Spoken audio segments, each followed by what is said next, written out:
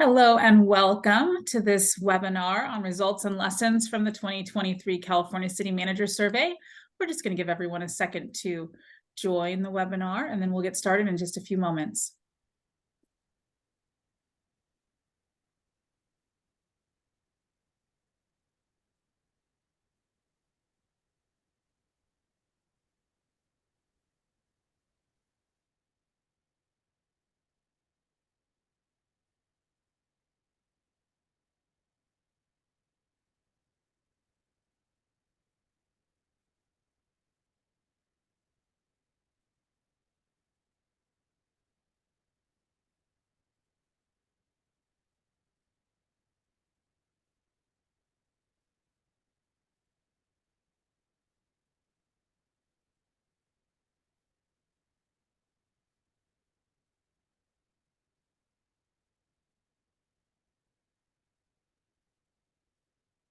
Excellent. Hello, and thank you again for joining us. We're going to have a webinar today showcasing the results and the lessons from the 2023 California City Manager Survey. My name is Erica Manuel, and I am the CEO and Executive Director of the Institute for Local Government. So I am so excited to host and moderate your session today. We're going to get a briefing about the results of a new survey that was launched by some of our favorite partners, the California City Management Foundation, CalJPIA, and Trippi Smith Talent Solutions. Next slide. This webinar briefing is actually relatively short today, and we're just so excited to have the opportunity to work with not only these three great partners, but also to be able to communicate with you and to share back and forth some feedback, some lessons learned, some insights that might play a role in not only our work that we do with local agencies, but also your roles, regardless of how you connect to the local government sector. Next slide. Our briefing is relatively short today. We're going to start with some very quick introductions, and then we're going to dive into a thorough review of the survey results. And we'll end with a discussion and some Q&A by our audience. Like I said, this is going to be an opportunity for us to hear from you and to make sure that we get all of the insights from the survey and that we share those with the group. We'll wrap up in about an hour. It'll be relatively short and sweet. So let's dive right in. Couple quick things before we start, though. If you're just joining us, just a few housekeeping notes for the group. As you may have noticed, all of the webinar participants are actually going to be on mute for the duration of this event, but there will be an opportunity for you to type into any questions into the Q&A box, and that's where you can do sort of your communication with the panelists, make sure that your question gets added to the list, and if we have the opportunity, we're going to answer those questions live for you. We'll batch them as much as we can and make sure we get to as many as we possibly can. And when you joined, you probably heard a little note that said that this session is being recorded. We will be recording the session, and it will be available on our website shortly after the webinar, as well as the materials from our discussion today. Next slide. So I want to frame this conversation with a little bit of information about the Institute for Local Government, in case you're not familiar with ILG.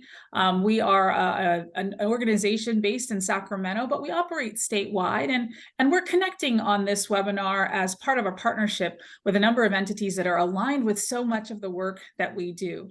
The next slide shows that the Institute for Local Government is a nonprofit organization. We're a nonpartisan organization, and we are focused exclusively on local government.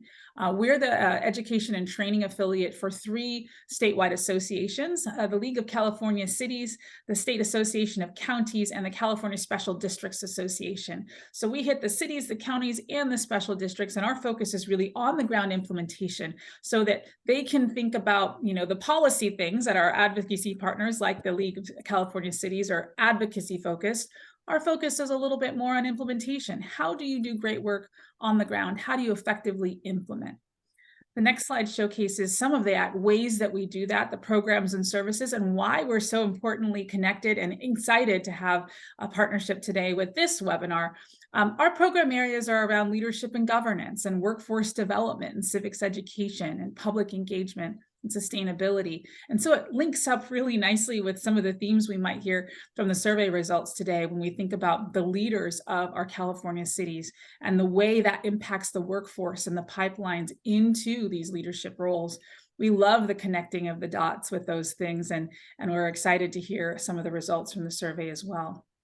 The services that we offer are usually around education and training, around technical assistance on the ground, capacity building, and bringing people together and convening. And these webinars are one way that we do that. And it's all about figuring out what are those sticking points, what are those opportunities for us to work together, to collaborate, to build capacity, to increase equity, to increase diversity. Next slide.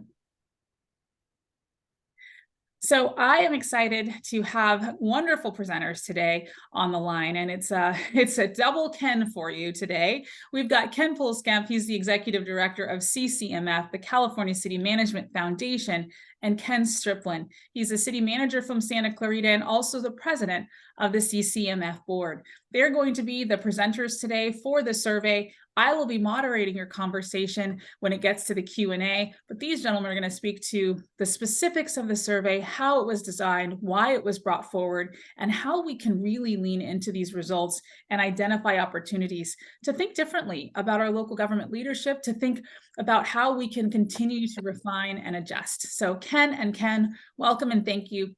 Feel free to jump on the camera and give us your recent update on this wonderful survey.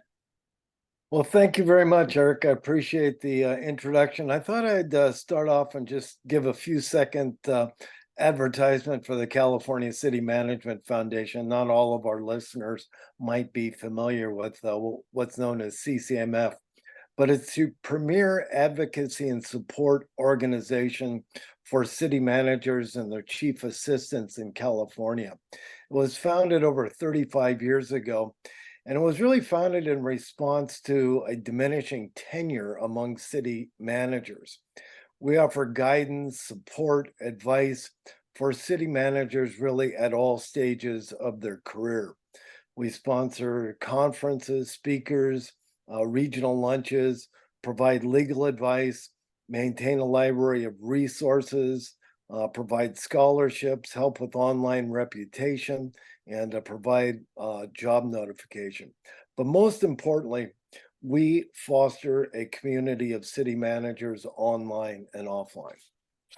With that being said, we started this project wanting to do the best research that has ever been done on city managers in California. We heard a lot of information anecdotally, but really didn't know whether it was accurate, and we wanted to find that out. So we got hold of the Rose Institute, that's part of Claremont McKenna College, and then partnered with California JPIA, as well as Trepepi Smith Talent Solutions, to perform a city manager survey. And this provides a robust profile of the profession, and we're very happy with the way it came out. So if we go to the next slide, I can talk a little bit about the survey methodology. We worked with the Rose Institute and drafted a survey instrument, and then emailed an introduction of that to all of the city managers in California, every single city manager. And then we sent up follow-up emails each week for the next 5 weeks and called everyone who had yet to respond. And that netted responses from 321 cities for a response rate of 67%. So we're real happy with that response rate and think that we end up with results that really mirror the profession. So if we go to the next slide. Next slide. Keep going. There we go. We broke cities into 4 different categories to see if responses varied by city of size. And you can see how we define small, medium, large, and very large cities. Next slide. You can see that most cities in California are small cities. 54% have a population under 35,000 population, but that being said, most of the population is in cities over 200,000. Next slide. And next one. So we looked at city managers' age. Most city managers are in their 40s and 50s. In fact, 78% of them are. Younger city managers tend to be in smaller cities, and larger cities mostly have city managers who are in their 40s and 50s. Next slide. We also looked at the gender. We found that 1/4 of city managers were women and 3/4 were men. And this was one of the questions we were very interested in finding out about. We had done several surveys a number of years ago and found that the number of female city managers was 13%. We then waited 4 or 5 years and did a similar survey and found that it hadn't moved at all. It was still 13%. So even though there's a quarter of them, it's just about doubled from where it traditionally has been.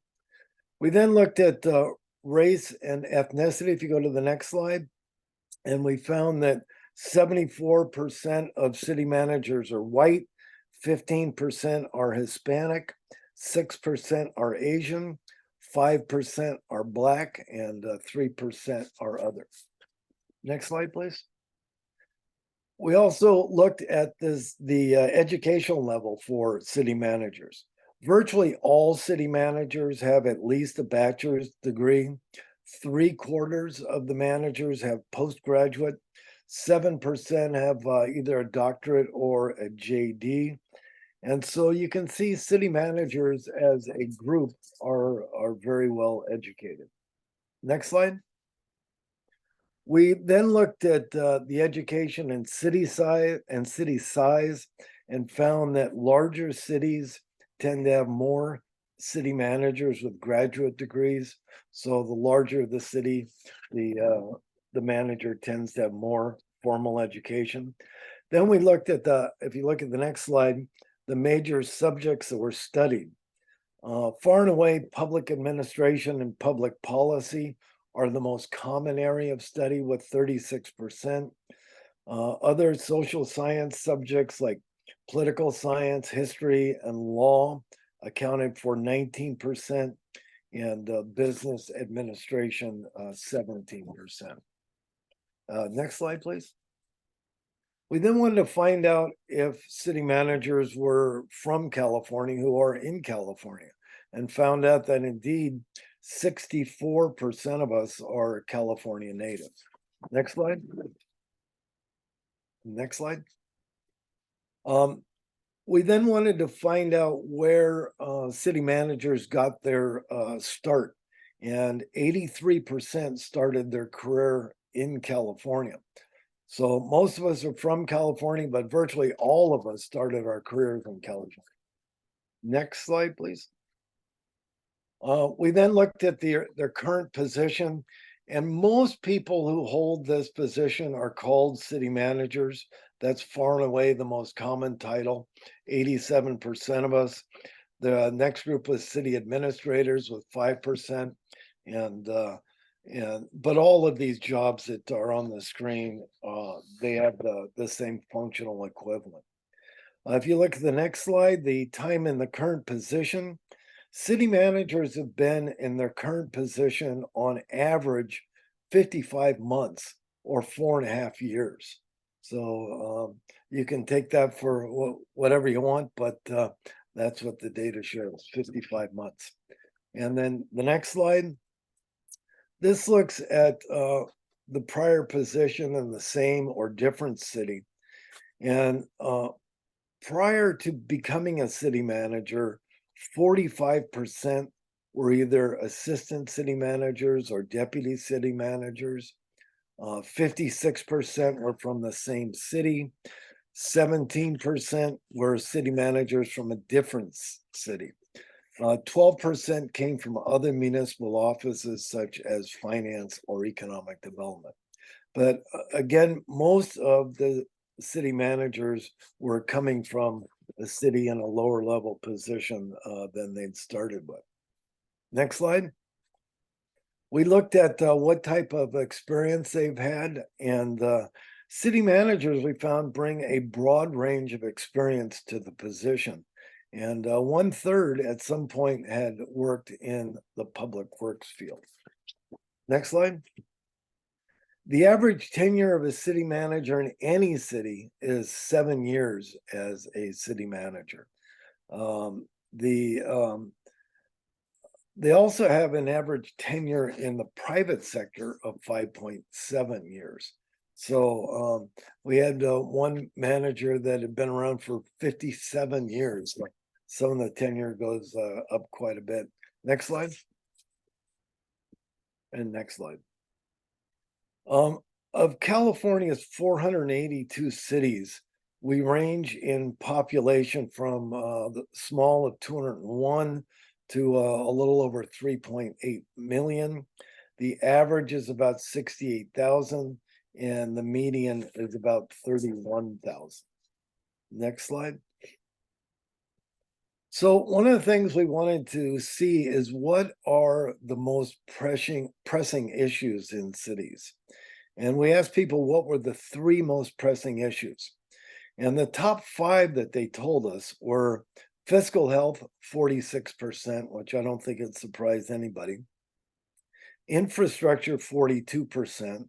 Housing, 40%. Homelessness, 32%. And economic development, 31%. And you can see how the others fell out. Then if you go to the next slide, we wanted to see if that varied by the size of the city. And we found that there actually was some variation. Concerns about fiscal health was certainly the most dominant issue for small and medium cities, whereas larger cities were more concerned with homelessness and housing and crime. And I think that pretty much is the summary of our report. Again, we're very happy with the number of city managers that took time out to turn in this survey. And we're pretty happy with what the results showed. So thank you very much, Erica. Thank you, Ken. And I know we have our other Ken on the line as well.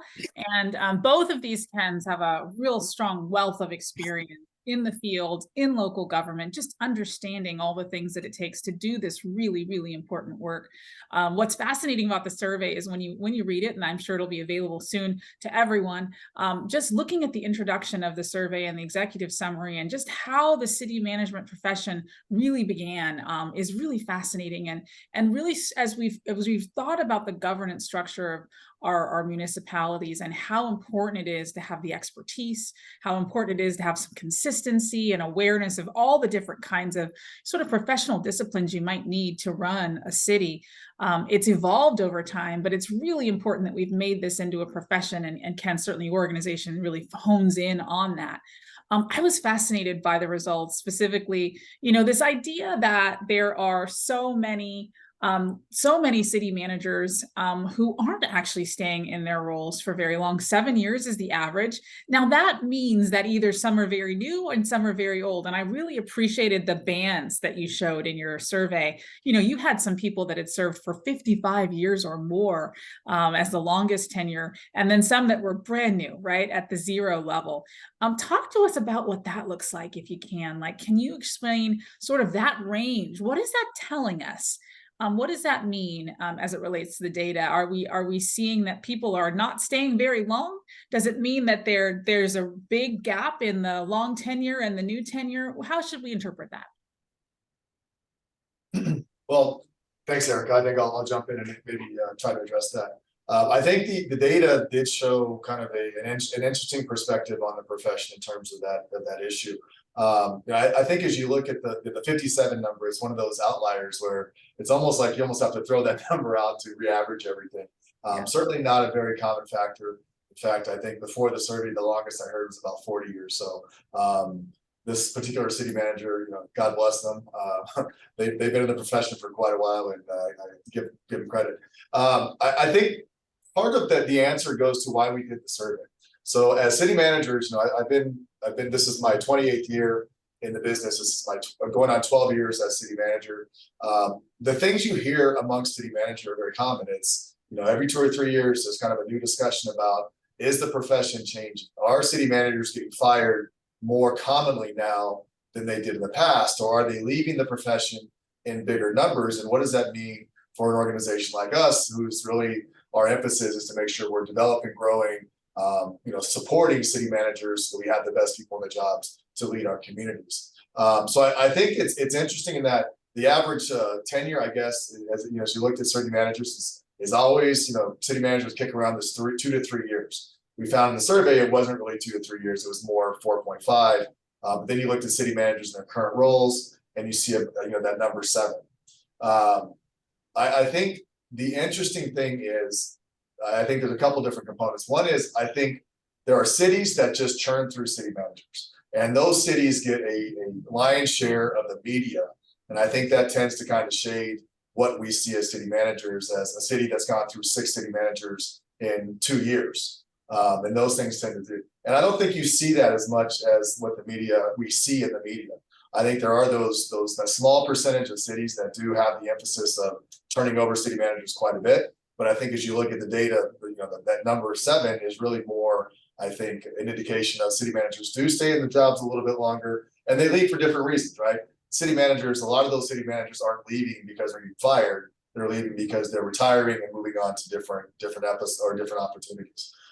So I think for us, it was interesting to see the fact that the number's a little bit longer, but it is interesting to see that that demographic is definitely aging out, and it's something that we have to focus on as an organization and as a profession. Excellent. One thing I would add to that, it used to be a lot of people started their career as a city manager when they're pretty young. And I see more city managers now waiting till they are older, almost 50 or even in their 50s to take one of these jobs. And then when they leave, they tend to leave because, as Ken mentioned, they're retiring, or they have some family issue, or they have been offered a better job. And those kind of fall in a different category than the managers that have had some type of breakdown in relations with their council. But I think for many managers, it's healthy for them to be a city manager, finish their career in that level, and then move on to do something else. Yeah, thank you for that. And I appreciate it, because there is, and again, anecdotally, we've heard stories. Some of them are kind of horror stories around the profession, especially around that rise in incivility and the rise in distrust potentially between maybe the council and a city manager. And it does complicate, certainly attraction and retention for those that are looking to go into this field. So what I'm hearing you say is that it's, maybe those are a little bit more of outliers, and those maybe aren't always the full story, and that there is still certainly some potential in the field, and absolutely some real strong opportunities in the field. Did you do any research, and this is a question from our audience, did you do any research that shows that there was a lack of civility or any kind of decline in interest in the profession, or even ability to stay in the profession because of some of the challenges that might happen with relations, whether between staff and staff, interest staff, or council staff relationships? Anything in your data that talked about that? Yeah, I don't think there was anything specifically in the data that dealt with that. I think as we looked at the most pressing issues, it focused more on the responsibilities of the job as opposed to the factors that keep you in a job or not in a job.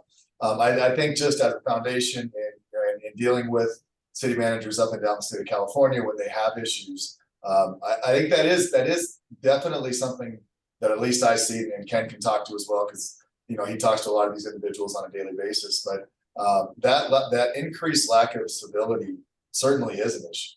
And I think that as the country has become more politically polarized, that does trickle down to the local level, and that polarization does affect the relationships and managers' opportunities to have a cohesive, united council based on not politics, but on the most pressing issues of the community. And I think we've definitely seen that. I think we've seen a increasing demographic of council members and elected officials that are, one, much more political, and two, much younger. And so it has changed some of the dynamics that managers are having to deal with in terms of trying to gain that consensus and that harmony, if you will, moving forward to lead organizations. That's a Erica, really we didn't need to ask a question to find out whether there's a lack of civility. I think you talk to any city manager, they can testify that that's the case. One of the things we struggled with is we had a whole bunch of other questions we wanted to ask too, but yeah. we also wanted to get enough city managers to respond. So we tried to be very intentional about keeping the survey short. And but there was a whole lot of questions we wanted to ask that we just didn't want to make the survey too long. I 1000% appreciate that. I know ILG has asked that question in a couple different forums, and the answer is resoundingly yes across. I think whether you're talking to the council, whether you're talking to staff, everyone says absolutely 100%. So I appreciate that, and I also appreciate that surveys are hard to get respondents to, especially there's survey fatigue, and so kudos to your team for getting such wonderful response rates.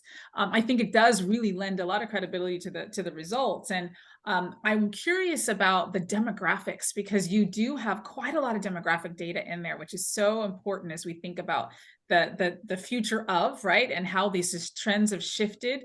What were some of the demographic trends that maybe shocked you, or ones that you were have seen that have changed over time, right? Maybe since you started in this profession to where it is now. Anything you're seeing that's eye-opening, or that's exciting, or that's a trend, a shift in the right direction, or maybe the wrong direction? Anything you see that we should pay attention to? Yeah, sure. I think the demographics, like you said, they were eye-opening in some ways. I think that going back almost 30 years, as you look at the demographics, the number of white males, so to speak, that ran the organization 30 years ago, that number would have been much higher. I think we are seeing a little bit of a change in that, and it's starting to move to become more diversified. As Ken talked about, the number of women in the profession is definitely increasing. That number 13% was around forever. It was kind of like the common, that's just the number. It doesn't really tend to move for whatever reason. Lots of surveys trying to dig into that and figure out like why that is, and so on and so forth. But I think seeing that number jump up to 24% is positive demographic. And like I said, part of doing the survey was to create a baseline, because there really isn't a baseline study out there that's done in a way that is meaningful, that you can start to kind of look at this to determine what those trends are. And as an organization, we've committed to every 2 years kind of coming back and doing the study to see what those baseline changes are, as we, again, as an organization, put together our programs and figure out how do we best serve the profession and identify these changes and make sure everyone's prepared to take on this new role as a city manager. Excellent. One other thing about that, Erica, to me, in a perfect world, city managers would reflect the population of California. And we have a ways to go to achieve that. I think we're moving more in that direction. But one of the things that's a bit of a frustration is the city managers don't really control, actually, they don't control at all who the council selects. So I think this is good data, good information, not just for city managers and the people that work for cities, but it's also good information for council members to see. You're absolutely The other demographic factor I think that I was a little surprised by was the level of education. I think if you go back several years, if you had a master's degree, you had an advantage.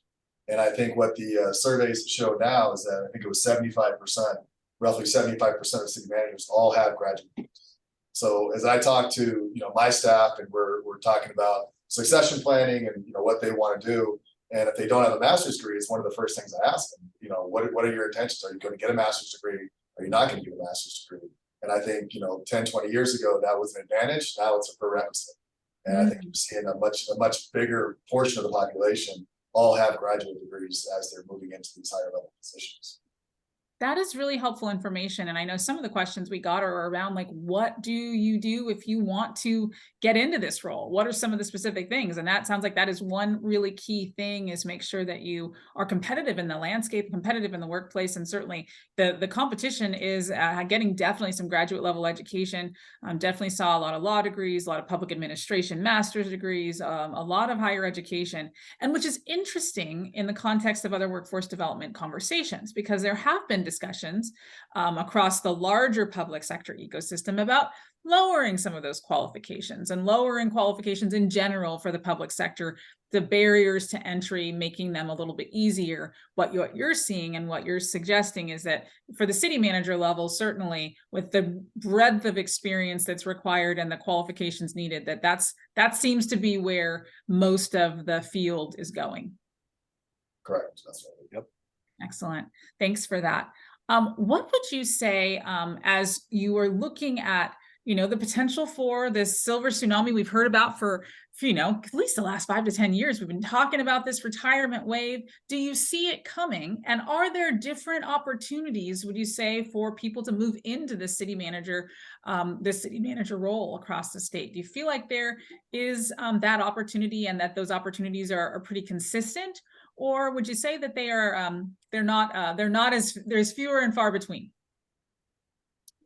No, I think, it's interesting you say that. In 2004, I finished my doctorate, and my dissertation was on this whole concept of this population that's retiring. So, you fast forward 19 years and we're still having the conversation. And I don't think we had the dramatic impact that a lot of demographers thought we were going to have. But it certainly has come about. I mean, it's certainly an issue that we're facing. I've got, with my executive team, let alone city managers, I've got half of my executive team ready to retire in 3 years. So it's not just a city manager profession, it's the profession of local government in general.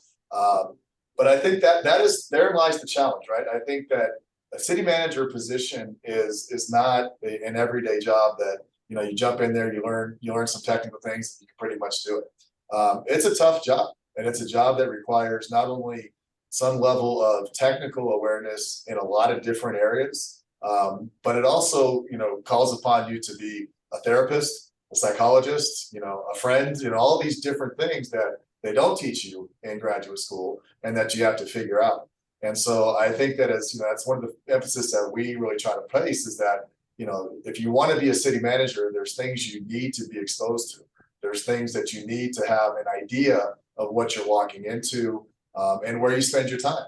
As the evolution from the assistant city manager to the city manager is night and day. I always joke around to me that the assistant city manager job was my favorite job, and it's if I could go back and do that all over again and have my can retire later, I'd do it all day. You get to work on projects, you're focused on the organization, you're dealing with policies and all the a lot of fun stuff, and then you move into the city manager role and you're dealing with personalities and trying to herd cats and the community and a lot of different things, and you spend your time doing a lot of different things. And if you don't have an idea of what that is as you're walking into it, it's eye-opening. And some people love it and they jump into it and they thrive in that environment. And then others are like, wait, this isn't what I signed up for. This isn't fun. And so that's, part of what we do is really try to bring that awareness to what the profession is as an individual city manager and really try to prepare people and support people in those roles.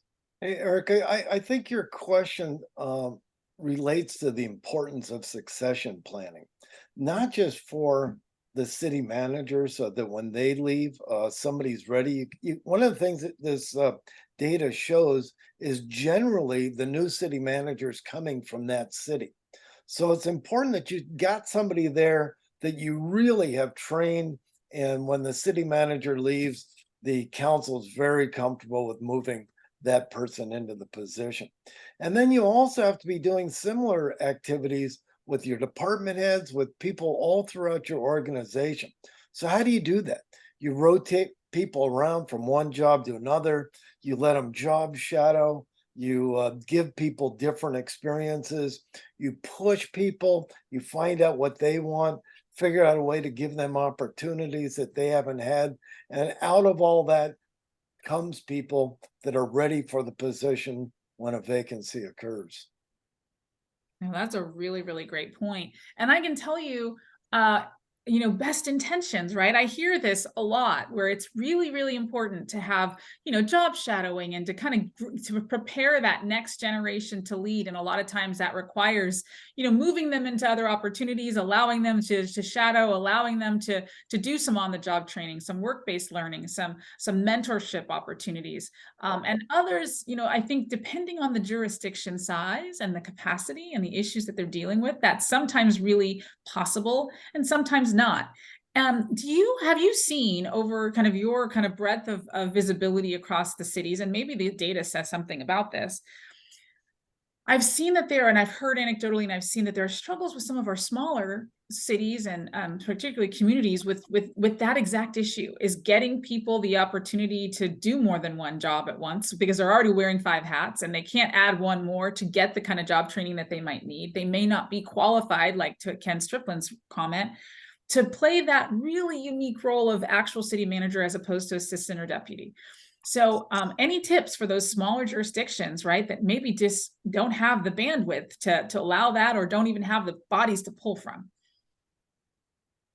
Yeah, no, I've heard that same thing, and I think that's certainly a real issue. I think that's, to some extent, the limitations are the limitations. So it's, how do you look outside of your organization to gain some level of exposure or opportunities? And I think that's where some of the professional organizations, like we do regional events where we just bring managers together in a region for really no agenda other than just to bring people together to network, to kind of just socialize and, have a little bit of a cathartic episode for us. But those are opportunities for, people at that second level, third level to come and meet city managers. I've had several, informal mentoring relationships over the years where people in different organizations might feel like they're stuck in a place or don't have the ability to do some of that. And certainly, have the opportunity to kind of talk with them, give them advice in different ways. But, I think professional organizations are certainly an opportunity to gain some of that experience. Here, I also, because we've got a lot of staff, but, I encourage people to go out and run nonprofits, get on nonprofit boards so that you're getting a like experience where you're on a board dealing with an executive, and maybe it's reverse of it, but it's something that you can use as you're developing your own skills that really does kind of translate in a lot of ways to that city manager council relationship. Yeah. I would also Go ahead. I'd also say, Ken, that managers can err on the side of giving somebody a chance. I know that before I was city manager, I'd been the acting department head in every department in the city. And were some of them out of my comfort zone? They certainly were in the beginning, but by the end of my tenure, hey, I was doing the job and doing a great job. So, I think you got to just let people try these jobs. They'll get a lot of experience, and then in the process, you're developing people so that they are ready for higher level positions. Yeah, absolutely. We got a great question in the chat about mental health, and it's been sort of teased at here for a second by Ken Striplin around the idea that sometimes as a city manager, you're a therapist, and sometimes you're facilitating and mediating, and you're just kind of managing all of the things that come along with that very, very complex role. And it doesn't sound like, or you might have, did any of your research talk about that? Did any of your research talk about some of the challenges? I know that the key and pressing issues were really organizationally focused. Anything about personal, either through the research or through your other anecdotal discussions, anything about mental health, anything about just kind of the toll that being a city manager might take, or a leader in any organization, but particularly a municipal one? What insights did that research say? And maybe does that play into the retirements or also interest in jumping into this world? Yeah, like, as I mentioned, it's a tough job. And I think that, one thing that in the last, 2 or 3 years, going through the pandemic and post-pandemic, I've individually, at least personally, in a lot of different ways, really recognized a lot more mental health issues just in general.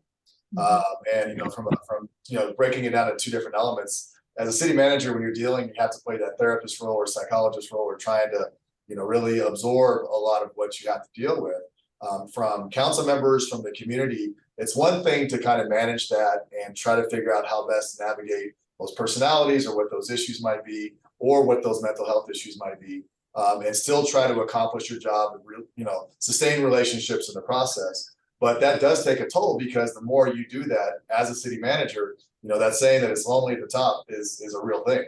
As city managers, you don't get to call in 5 or 6 of your staff and just unload all of the mental drama that you've had to deal with in the last 6 months, and kind of free your spirit, so to speak. But as a city manager, it's a tough job, and we talk about this all the time at CCMF.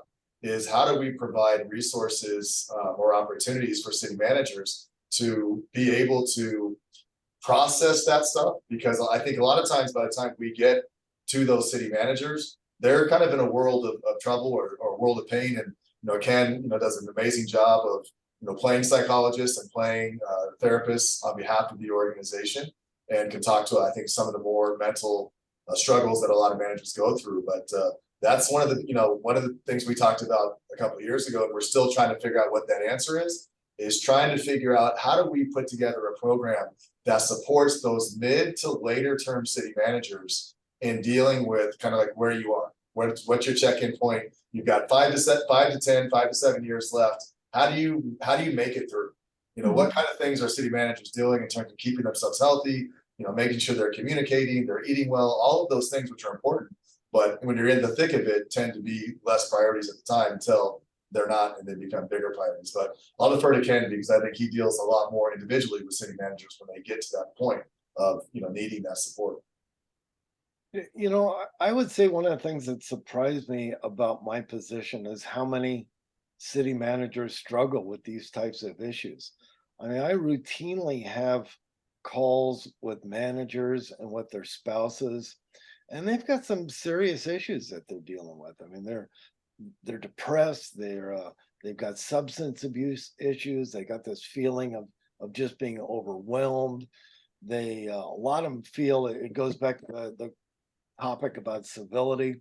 They feel like they're abused. I mean, that's the word they use, is abused by their council members, by their community.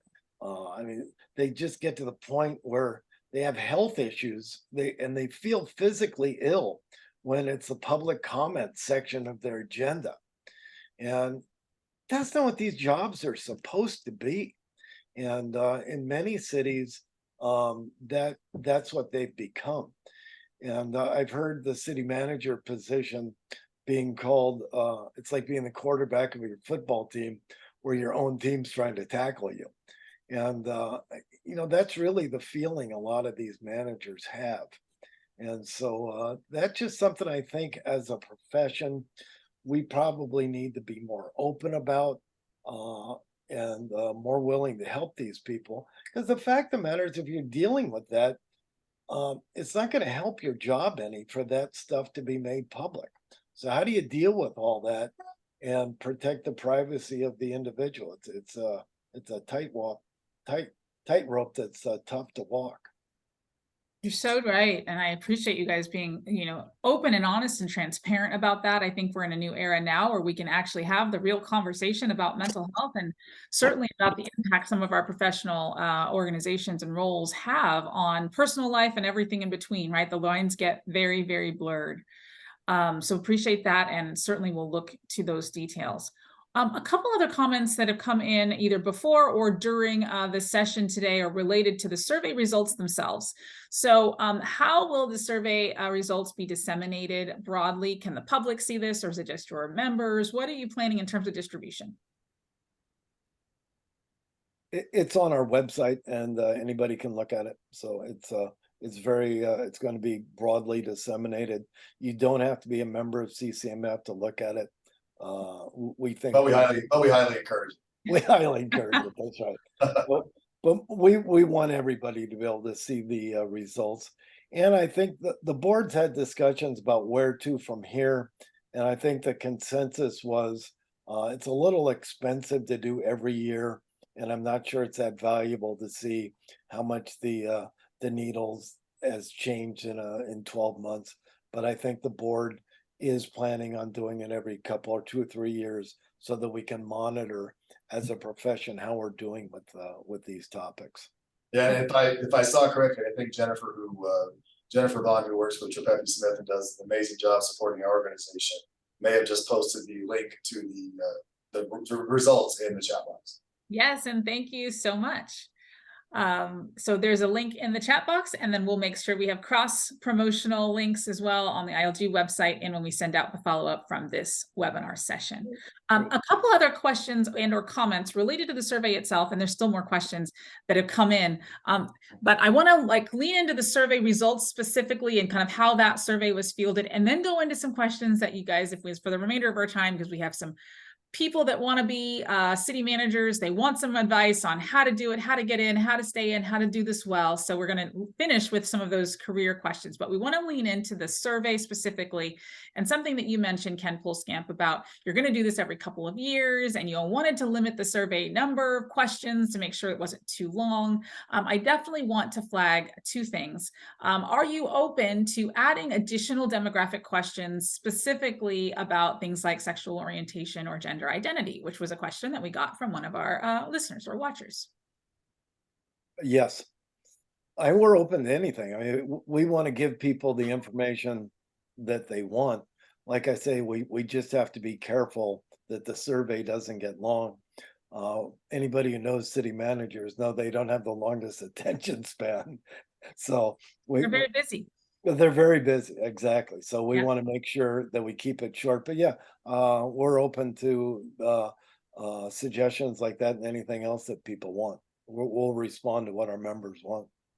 And the results specifically, they weren't cross-tabbed by individual jurisdiction, right? You couldn't go in and say, okay, this is the response from this specific city or this specific city manager. Is that correct?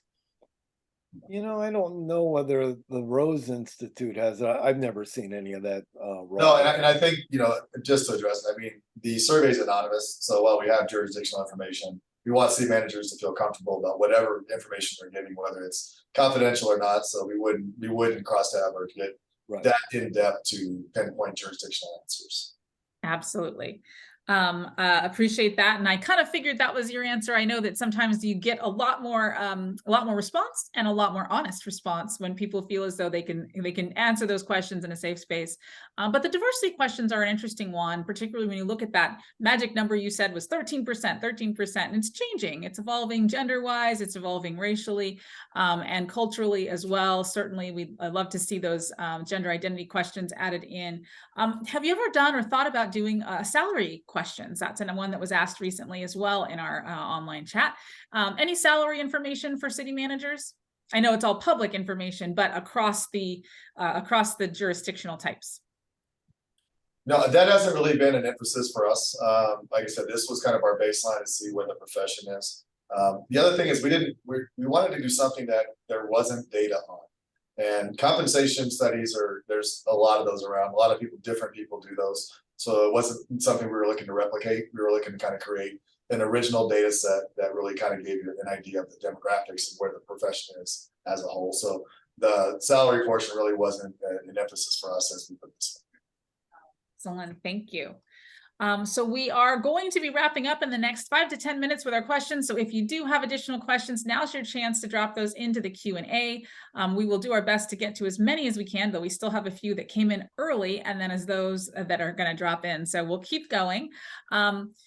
I did want to flag a couple of things that I saw, and thinking about, just how you're going to interpret this data, how you recommend people look at this information and what they might do with their own agencies. You did share that you wanted to share this broadly to make sure that not only the city council that often makes the appointments to city managers, but also broadly across the sector, just understanding what the current lay of the land is. Wonder what are some of the things, ways that you suggest that people kind of use this data to maybe make some decisions or initiate some change in our organizations? What would you like them to see and take away from this and maybe adjust based on it? Yeah. Well, I think it depends on who the audience is. I think if it's a staff member wanting to be a city manager, I think it's really good information to point them in the right direction. Hey, what types of things do I need to do to become a city manager? I need to have a diverse experience. I need to be well educated. Those types of things I think are really good information. If you're a council member and are interested in making it so the city managers more accurately reflect the population in California, it's information you can use to your benefit. Yeah, does the city manager reflect the diversity of the community that you're representing? But the field itself, is the field limited, right? So it's one thing to draw from the pool that you have of city managers that are qualified. It's another thing to say the pool itself is diverse enough. Are there things that can be done from a sector standpoint to improve and increase that diversity to make sure that across the broad spectrum, there is diversity across the city management profession to reflect California and to reflect certainly the communities themselves? I would say that the city manager can make sure that they are preparing people so that people of different backgrounds are completely prepared for the job. So that when the council wants to make a decision, they've got a good choice. I think that's an interesting point. Go ahead, Ken. No, I was just gonna say, I think, part of the survey that we have, which is, largely done for our members, is for the particular city managers in each agency to kind of take a look and then do their own inventory, right? If they haven't done it, which I'm sure most of them have done already. But, it was one of the surprising things to me on the most pressing issues is the fact that the city workforce is, I think it's number 6 or 7 down on the list. And for those of us that are, managing these organizations, the workforce has changed dramatically. It's changed from the standpoint of you have generational diversity, you have ethnic diversity, you have fewer numbers of people looking at local government as an option. So the challenges that we face as an organization simply to hire new people are becoming greater and greater than I've seen in my time as a city manager. And like I said, it's not just one type of diversity, it's everything. I mean, we have people that don't want to work. We have a whole workforce that, half of them disappeared. We don't know where they went. And so we're all vying for kind of a smaller labor pool. And so for us, we've really looked internally and turned internally. And whereas, we have a lot of PTS employees who, run a lot of our programs and that have always been, they run our programs, but they're not at the top of our mindset, so to speak, when we're recruiting and doing succession planning. And we've kind of turned that inside out and said, look, that's a primary labor pool for us. And we've got 600 or so part-time seasonal employees that is a built-in labor force that we need to look at and try to get to see themselves in a different role as well, and gets to what you're asking about, which is the opportunities that they're not aware of. And part of that as city managers is, part of this call is, we talk a lot about the difficulties of being a city manager, the mental health toll that it takes on you as an individual. And, we often talk at the board level is making sure that, we're honest, we're transparent about the challenges of the job, but we also have an obligation to tell the story of why it's great to be a city manager. Why do we do this? Why do we suffer through all the pain if that's all it is? And it's important upon us and incumbent upon us to share the stories of why the city management position is such an amazing job. The opportunities, the creativity, the ability to affect change, not only in a community, but in tons and tons of people. And so I think that gets to, what you're asking is the city managers individually have responsibilities to look at this data, to do their inventory, and to see themselves as an ambassador to growing the profession, to opening the profession, and bringing in people who may not have any idea what a city manager is, but they have that ability and they have that mindset that they would be successful in the job. Excellent, thank you. So it sounds like there's a lot of opportunities that city managers can take, both in their current role and then also that the city council can think about if they're doing the appointments. But then for those that are interested in joining this profession and really leaning into that from a leadership standpoint, we have gotten some questions about what people can do to really prepare themselves. They want to know, what is that city manager looking for? I think I've heard a few things, but very quickly, can you give us a couple more things that you think a current city manager, top 2-3 things they should be looking for in talent, either within or around their organizations, to really bring up that next generation and prepare them, as you mentioned, which is so important. What skills should the next generation be preparing for and have honed in so that they can be next in line? It's interesting. I get this question a lot, and I don't really think there's 2 or 3 things. I think there's a lot of different things. You break them up, right? I think the temperament to thrive in chaos is a key requisite. I don't know that you can teach that, but it's someone that has the ability to work in the gray area. There really aren't black and white areas that you make decisions in. It's all the gray areas. There's not necessarily a right or wrong decision. It's just a decision and what the consequences of it are. So someone who has the ability to thrive in a chaotic environment and kind of figure things out as you go. As you look at the technical side of things, I think there's key areas, right? There's finance and budget, which is a very important aspect of being a city manager. You have to be able to financially shepherd your organization forward in a positive and responsible way.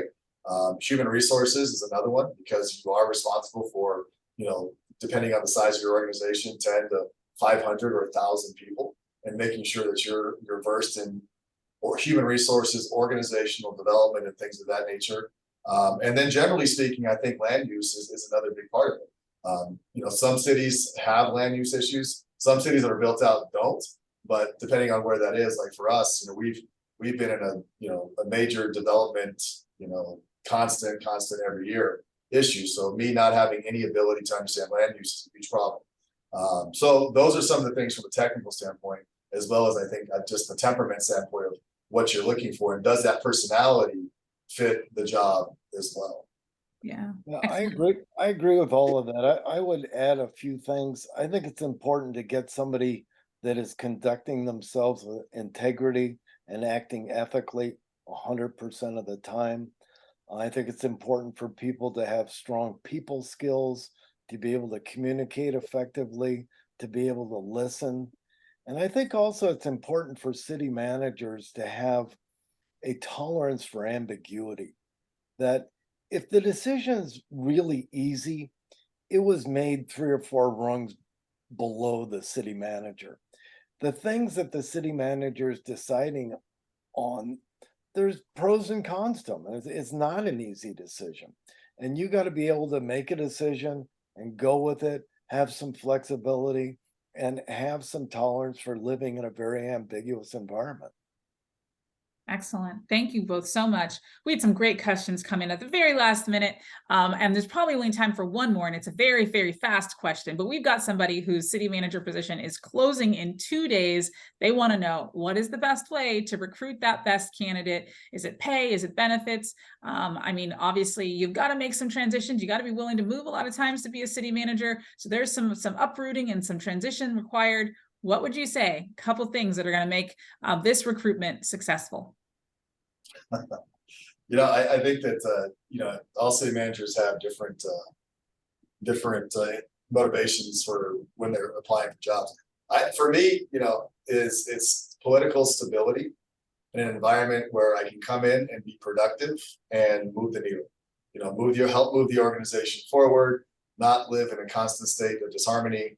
But an environment that is politically and fiscally healthy are huge for city managers that just want to come in and do their job. Awesome. Well, thank you, gentlemen, so much. If we did not get to your question, we're so sorry. We got a lot at the very end, and we got some before we started even with your pre-questions. Thank you all. We're going to go into our wrap up. And if there were some questions that we did not yet complete, we may be able to get some of those answered offline. We will confirm with you when we do our follow-up email. Next slide, please. All right, next slide. So we want to make sure you know that if you want to stay up to date on all of the things local government, city, county, and special district, and the coordination across them all, please do join our network. We have room for all of you, 58 counties, 482 cities, and the 2,500 special districts. We want all of our local agency leaders to stay informed. Our social handles are here, and our newsletter is one way you can stay attached to all of the things ILG and our partners like CCMF and a number of others, including the Rose Institute for Pepe Smith and Cal JPIA. Next slide. The recording for this webinar will be available within the next few days. You will get a copy of not only the slides here, but also the link to the report. And if we can get to additional answers to some of those straggling questions, we'll do that as well. Next slide.